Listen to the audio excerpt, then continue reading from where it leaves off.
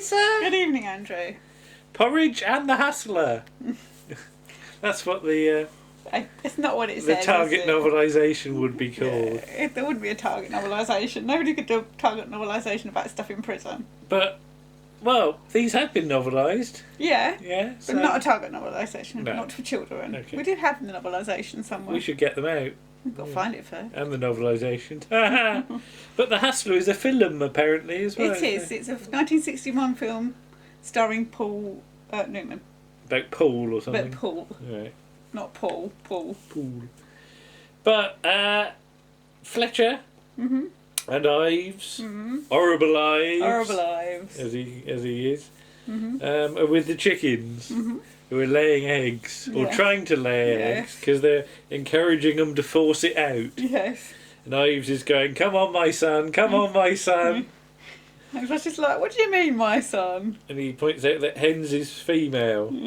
Your male is your cock. And there's lots of hens to one cock, hence the expression cocksure. But yeah, basically they're betting on egg laying, aren't they? They're betting on everything, aren't they? That's the theme of this episode. But Ives wants to do double or quits, and he puts an egg in his hand, doesn't he? And Fletcher chooses the wrong hand, so when he's shown which hand it is, he just squeezes it, doesn't he? So and breaks the egg. there's a lot of breaking of eggs in this episode. Yes. It seems a bit of a waste, but never mind. But yeah, he can't take a yolk. Yeah, and that joke's used about 3 times in different variations. But Fletcher, it turns out, cut off the access to Ives's hen, wasn't it? Yes. He bunged it up with a bit of cloth or something. Yeah, not the chicken. Not the chicken, the tube. The tube. But he's doing some egg smuggling, isn't he? He's putting eggs in the chicken feed. Yeah. The chickens look quite happy because they're a little bit cooped up, really. Yeah. But they look, one behind's flapping away like a good one. Well, he's probably only been in there 5 minutes because they, when they were on the set. But Fletcher's sort of wondering about what he can get with winnings. So 3 bars of fruit and nut, or maybe some dirty books. But he'd rather have the fruit and nut. I like fruit and nut. You do like fruit and nut, yeah. Then a little bit of film of the pigs having their pig swill, and there's a lot of pigs suddenly. Yes. There's a whole flock of pigs, isn't Flock? But you don't have flocks of pigs.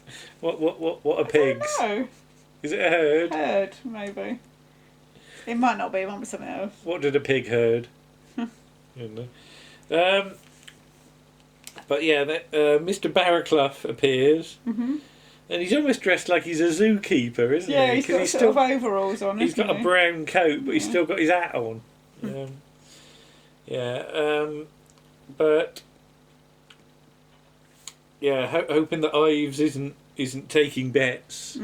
There's rumours that he's Harry Grout's runner, so this is the first mention of Harry Grout. Yes, genial Harry Grout. Yeah.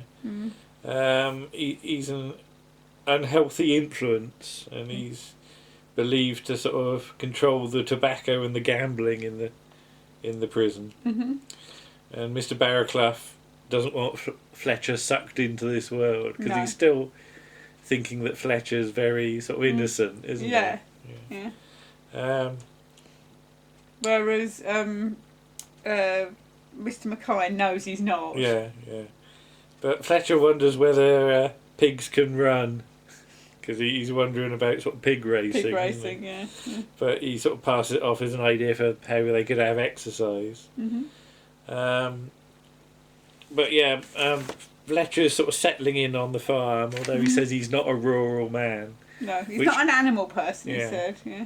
But what I said about in the pilot episode on the podcast, he's not a rural man because he has trouble like navigating in the woods. So yeah.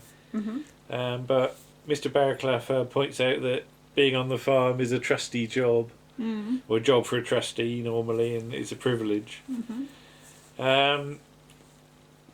Fletcher's still asking about the single cell though, because he's now because he's sharing with Heslop and Evans. He is. He's not keen on it. No.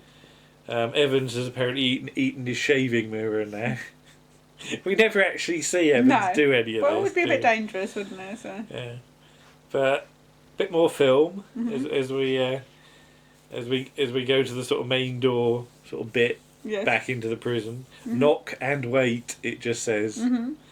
Fletcher says, "Lovely day for it." The officers are not in much of a mood for that. No. But in the kitchen, our first sight of Lukewarm, Christopher Biggins. Yes. And God, he looks young, doesn't he? He does look extremely young. Yeah. Yes.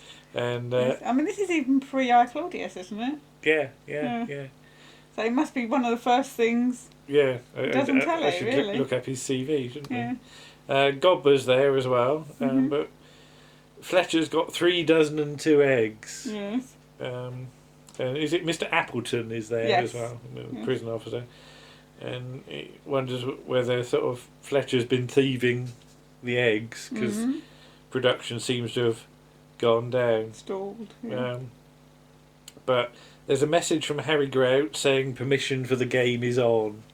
No, permission granted. Permission granted. So the game is on. Yeah. That's relayed via Godber, isn't it? But it's a game of chance. Yes. A gambling game. So, timescale now is that Lenny's been in prison a week. Yeah, basically. so they've both been in a week. So it is it's rather good that it's a week week on from the events of the first episode. Of the first episode. Yeah, so they're doing almost doing it in real time. Yeah, interesting. So I don't know what's happened, but you can tell some time has passed, can't you? It's cleverly sort of structured this season. Yeah. But yeah, do they play for big stakes? Well, yes, if they can smuggle any out of the meat freezer. Safe. But it's usually for snout, isn't it? Yes. Which is tobacco. Yes. I should get out Fletcher's book of rhyming slang that we've got upstairs as well.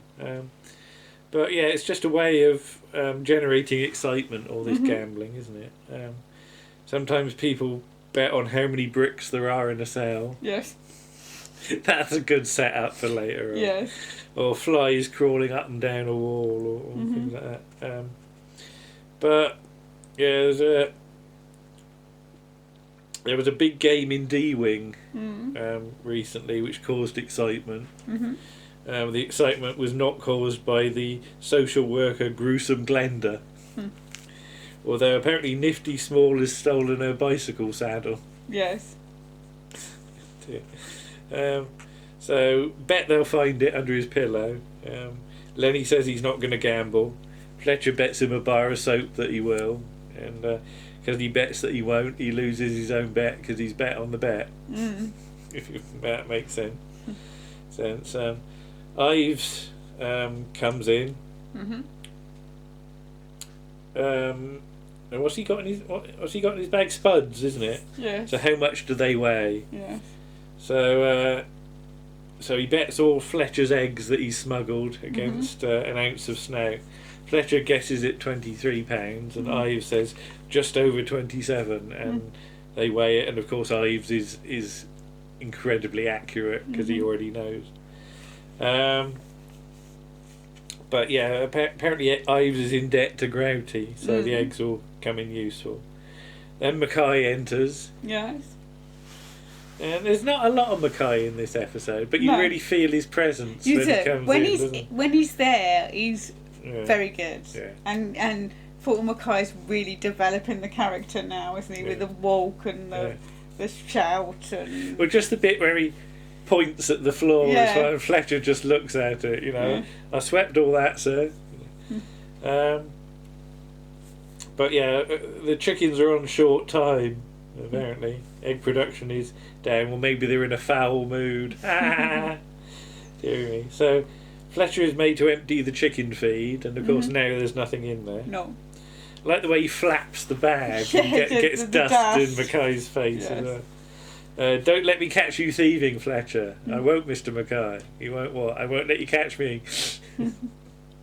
That's a real good Mackay Fletcher sort of back and forth. Yeah. But yeah, Horrible Ives apparently stole a meat cleaver Mm-hmm. He claims it was to sharpen his pencil. It was to persuade his cellmate to give up his Pirelli calendar. Mackay searches Ives and finds the eggs in his pocket and just smashes them, doesn't he? Yes. And then the yolk's on Ives, and he has to walk off funny, doesn't he? Yeah, because he's got all. He's all egg yolk. He's all drippy.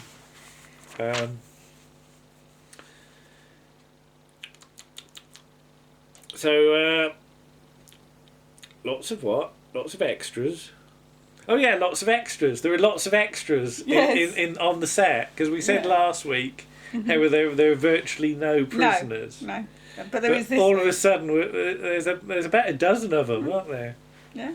And basically, they're here for this scene and the very final sort of credits scene, aren't they? Yes. So now we're in the cell with Evans and Heslop. Heslop's on the top bunk. Yes. Evans is on the bottom bunk. Where's Fletcher's got the bed over. There's 3 beds, isn't there? Yeah.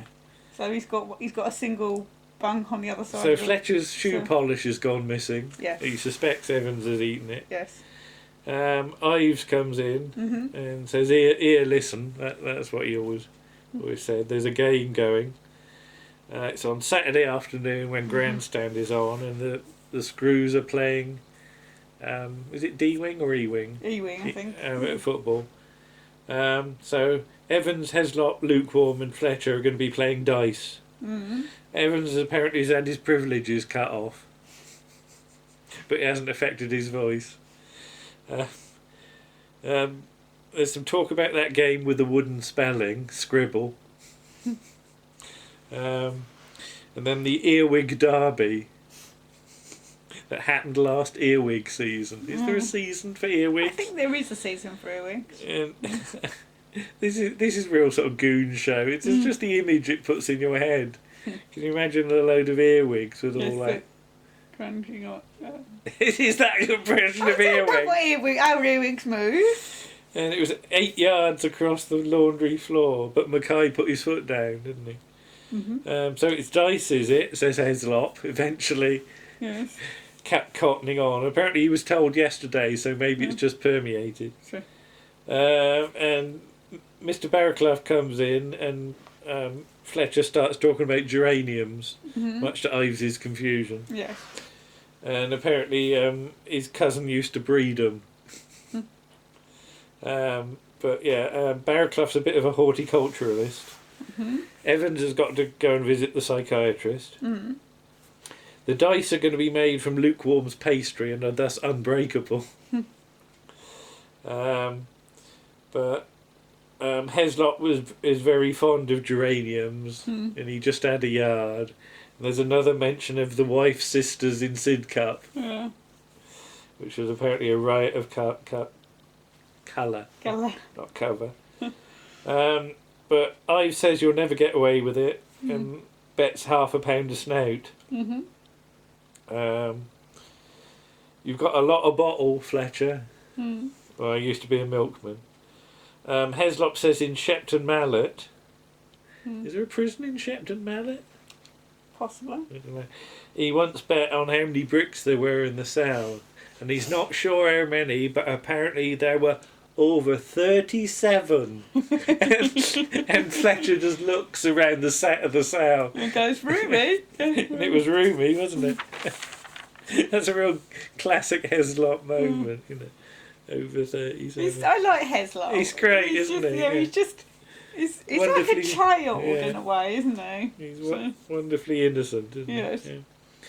In Maidstone, they had a roulette dartboard arrangement where somebody blindfolded would throw a dart, but unfortunately the screw that turned a blind eye metaphorically now does literally. So in the boiler house, this is where the game is. Yes. Lukewarm's got the key to the Coke room, isn't he? The Coke store. So the football's on, and there's talk of Tommy McCready's escape attempt, which hasn't been brought forward to today. No. But never mind. On the account that the trains aren't very reliable No, at the weekend. Yeah. but Lukewarm's brought some food, Yeah. and I assume it's like sandwiches Yeah, or because something. it's all wrapped in greaseproof Yeah. paper, isn't You it? never quite So- see what it is. Yeah. But Heslop wants to eat his straight Yes. away, doesn't he? Like a kid. Yeah. Can I eat mine now? Yeah. And if you lose, I don't quite know how this works. Heslop comes round to remind you if you owe. Mm. So what if Heslop owes? Who reminds him? I don't know. Don't know. But the game is snakes and ladders. And what's Fletcher got? He's got like a sort of tablecloth thing Yeah. that he's drawn on some Snakes and ladders. Yeah. So Mackay and Barraclough are on film. And info from Horrible Ives says about they're in the Coke store. And Mackay's ordered a special delivery. So cut to some, what I thought was just stock footage of sort of Coke or coal going up an escapade. Yeah. But Mackay does actually walk into one of the shots, doesn't he? But yeah, basically, the Coke store fills up with Coke. You don't see it happening, but everybody comes out absolutely covered in dust. In coal dust. Yeah. And like Heslop takes his hat off and he's just got his bald head. And Lukewarm takes his glasses off. Yeah. But yeah, Ives is triumphant. Apparently the Coke was on you. So that's the third use of that joke. Yeah. But the governor had said to Fletcher he'd betrayed his trust and he's been removed from the farm. He's an evil influence and will get a single cell. So Ives is going to be sort of kicked in the shins a lot, apparently. For grassing. But, you know, take the heat off me and I'll forget the bet. But turns out Fletcher has bet the entire landing he's going to be in a single cell by Sunday. And the credit sequence rolls whilst Fletcher wanders around all the extras collecting his winnings. Yes. And there you are. It's a lovely little episode. Not the most memorable one. No. I don't think. Well, I had, as I said to you, I can't remember if I said to you last week, but I had completely forgotten about this episode until I read about it and remembered the image of them coming out of the Coke store covered in because you always dust. think Yeah, I was episode thinking night 2 is a night in, but Yeah. no, that's next week. Yeah. But yeah, it's a good one. It's a good one because yes, you get to see Evans, you get some more Heslop. Yeah. I said there's precious little Mackay, No. but what there is good. Yes. And of course you've got you're filling in the world now. What Yes. with Ives, Lukewarm, Yeah. and talk of Harry Gray. Yes, So who you will meet so yeah, at some point. the world is taking shape now, Yes, and it is. it does feel like a much more rounded, place by the end of this episode. Yes. I think so. That's that's very good, efficient writing. I think. So there you go. So we'll be back again with a night in. Bye bye. Bye.